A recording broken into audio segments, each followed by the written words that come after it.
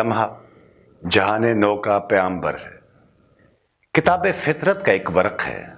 یہ ایک لمحہ جو زندگی ہے، اسی سے دنیا میں روشنی ہے، یہی ازل ہے، یہی ابد ہے۔ یہ ایک لمحہ ہمارے فکر و عمل کی حد ہے۔ السلام علیکم، کیسے ہیں آپ سب؟ ٹھیک، خیریت سے؟ امید کرتا ہوں سب بہترین ہوں گے۔ امام جنتری آفیشیل یوٹیوب چینل پہ آپ کا پروگرام جہان حیرت اور میں آپ کا میزبان راشد آفاس۔ کہانیاں، قصے، داستانیں اور ان کے ساتھ ساتھ کچھ ذاتی واقعات جو میں نے خود محسوس کیے، دیکھے، مشاہدے میں آئے اور کچھ لوگوں کی صحبت میں وقت گزرا تو وہاں بیٹھے ہوئے کچھ چیزیں محسوس کی اور پھر ان چیزوں کو یوں سمجھیے کہ جیسے ہمارا موبائل کا میموری کارڈ ہوتا ہے، اس میں چیزیں محفوظ رہ جاتی، تو ایسے ہی کچھ چیزیں ذہن میں محفوظ رہ گئیں۔ تو اب یہ جب پروگرام کی ریکارڈنگ شروع ہوئی تو سوچا کہ چلیں آپ سے یہ بھی ساتھ ساتھ شیئر کرتا ہوں۔ گزری باتوں کو یاد کرنے کا اپنا ہی ایک مزہ ہے اور اس کو یاد کرتے ہوئے بے شمار چیزیں یاد آ جاتی ہیں جو اس کے ساتھ متعلق ہوتی ہیں اور جن کو آپ کہیں بھول بیٹھے ہوتے ہیں رکھ کے، لیکن جب آپ کو بات یاد کرتے ہیں تو اس کے ساتھ ساتھ اس کی جزیات بھی ہمیں یاد آنا شروع ہو جاتی ہیں اور پھر وہ کہانی ایک ترتیب بناتی رہتی ہے اپنی۔ داستان سرائے ایک گھر کا نام ہے اور مجھے معلوم ہے اس لفظ کو بولتے ہی آپ کے ذہن میں دو شخصیات آئیں گی، ایک اشفاق احمد اور ایک بانو آپا۔ بڑے خوش قسمت سمجھتا ہوں اپنے آپ کو کہ کچھ دن، کچھ لمحے ایسے میسر ہوئے جب ان کی صحبت میں بیٹھنا نصیب ہوا۔ ماڈل ٹاؤن چلے جاتے تھے تو وہاں پہ محفل سی ہو جاتی تھی۔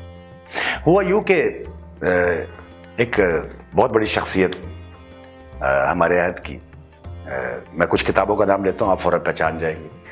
دل دریا سمندر، قطرہ قطرہ کلزم، حرف حرف حقیقت، سن اینڈ بیم اور شب راز، شب چراغ، یہ کتابیں۔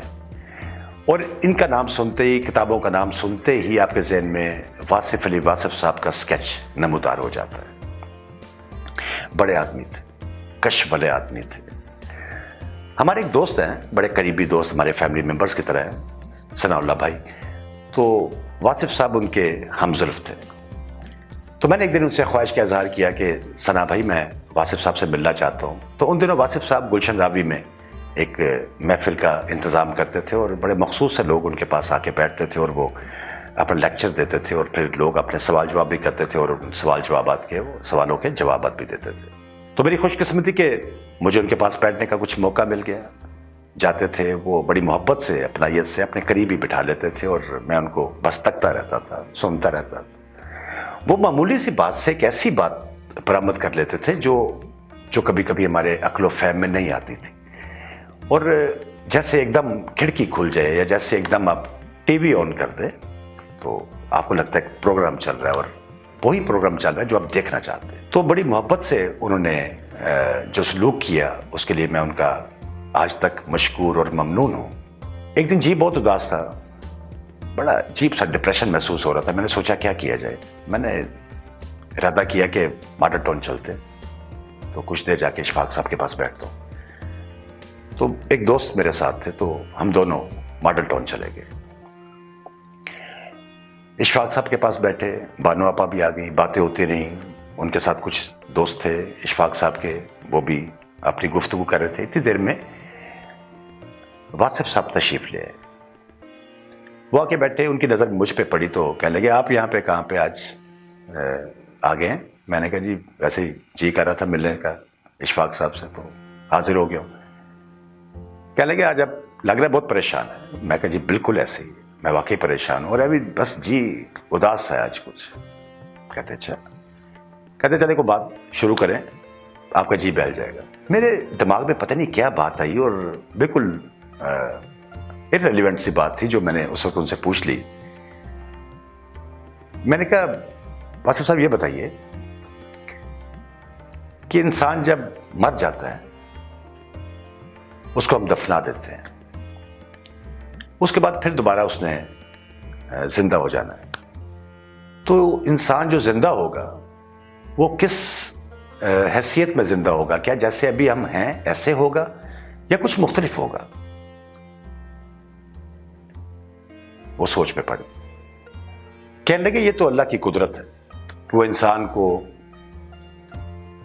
کیسے زندہ کرتا ہے, کس سٹیٹ آف مائنڈ کے ساتھ زندہ کرتا ہے اور کس حیثیت پہ زندہ کرتا ہے, عمر کے کس حصے میں وہ اپنے سامنے اس کو زندہ کرے.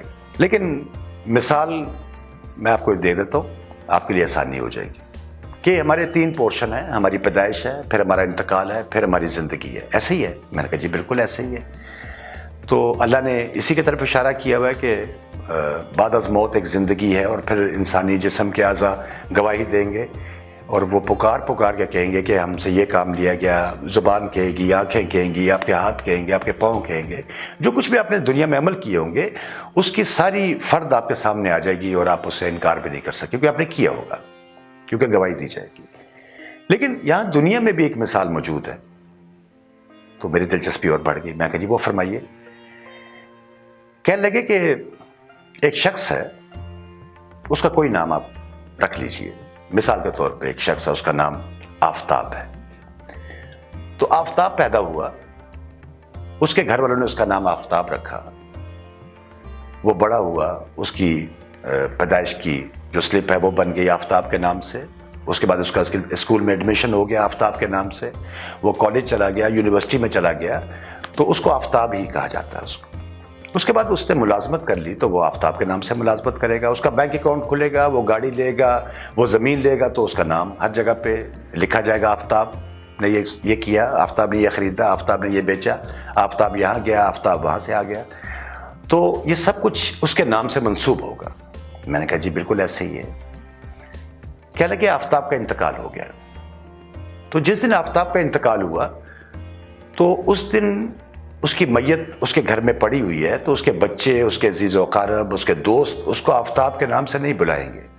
وہ یہ کہیں گے یہ میت ہے, میت کو اندر لے آئیں, میت کو کپڑا دے دیں, میت کا جسم ڈھانپ دیں, میت کو غسل دے دیں, تو اس وقت اس کا نام میت ہوگا.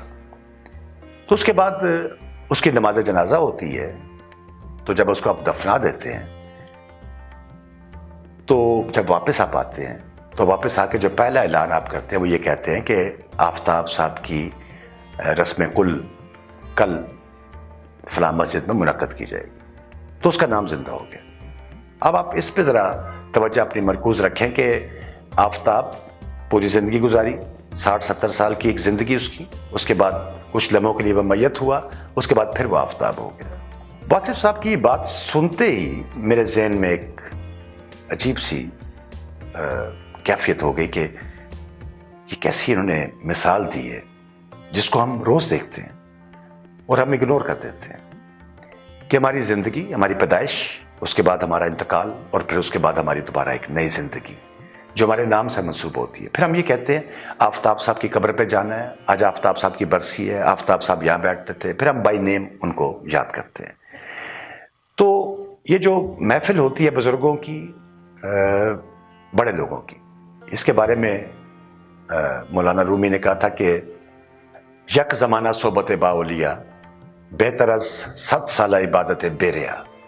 یہ جو ایک لمحے کی جو نشست ہے نا کسی بڑے آدمی کے ساتھ, صاحب علم کے ساتھ, صاحب عرفان کے ساتھ, صاحب حال کے ساتھ, یہ کبھی کبھی پوری زندگی کا احاطہ کر لیتی ہے اور ہم لوگ اس کو بھول نہیں پاتے. میں تو خاص طور پہ بہت ہی ان چیزوں کو یاد کرتا ہوں کہ یہ واقعہ جیسے ہوئے اور جو ان کے پاس بیٹھنے کا موقع ملا اور جو گداز پیدا کیا انہوں نے ہمارے دلوں کے اندر, وہ ہمارے لیے نہ بھولنے والی بات. تو ناظرین, اللہ کی جو حکمت ہے اس پہ تو ہم کیا بحث کریں, ہم تو بہت چھوٹے سے لوگ ہیں, ہماری وہ مسند بھی نہیں ہے اور نہ ہمارا اختیار ہے. لیکن یہ جو دنیاوی مثالیں ہوتی ہیں یہ کبھی کبھی ہمارا معاملہ آسان کر دیتی ہیں, اور اللہ تبارک و تعالیٰ نے خود قرآن پاک میں بھی یہی فرمایا تھا کہ میں انہی کی مثالوں میں بات کرتا ہوں جن سے میں خطاب کرتا ہوں, جن سے میں کلام کرتا ہوں. تو زیادہ دور جانے کی ضرورت نہیں ہے, اپنے قریب دیکھیے, جو بھی آپ کی نظر میں بہتر, سمجھدار, دانا اور دانشور ہے اس سے پوچھیے. امام جنتری آفیشیل یوٹیوب چینل پہ یہ کہانی آپ سنتے ہیں, اور میں آپ کا میزبان راشد حفاظ آپ کی خدمت میں ہر منگل رات 10 بجے پروگرام کے ساتھ حاضر ہوتا ہوں. اپنا اپنے گھر والوں کا، اپنے دوستوں کا خیال رکھیے. انشاءاللہ اگلی ایپیسوڈ میں ملاقات ہوگی. اللہ ہم سب کا نگہبان.